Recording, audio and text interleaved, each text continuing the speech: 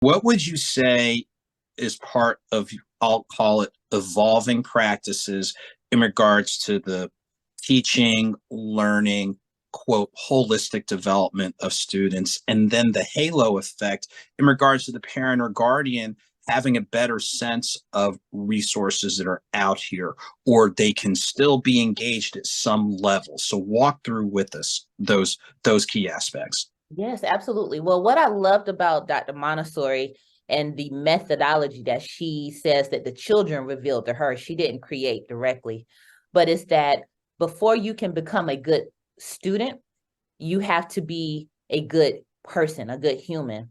And so there's a lot of emphasis on grace and courtesy, independence, even starting in our infant needle room where you see 18-month-olds putting on their own shoes, taking off their own shoes, feeding themselves, really developing some foundational skills of self-care and care of their environment to then develop into something further. So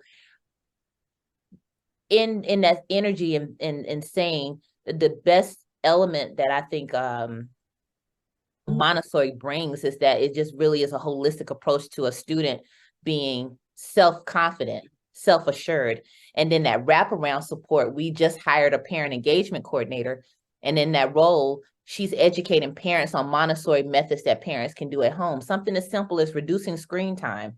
We have some students that, because of how much screen time they do receive, meaning being on a tablet, being on an iPad, being on cell phones, watching TV, that it transfers into spatial awareness where children are bumping into furniture because they're so used to looking at a flat 1D surface that they're not interacting with real tangible 3D objects in their real world.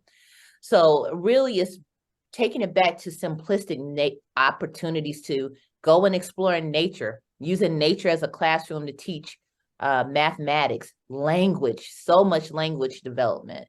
And again, those fine motor and gross motor skills, all of those things are critical to then later becoming that strong academic student that we need in that K-12 or cradle to college pipeline. Wow. And I'm glad you are articulating this so people are more aware and they understand, not only being proactive, but we do have to evolve. We do have to make adjustments.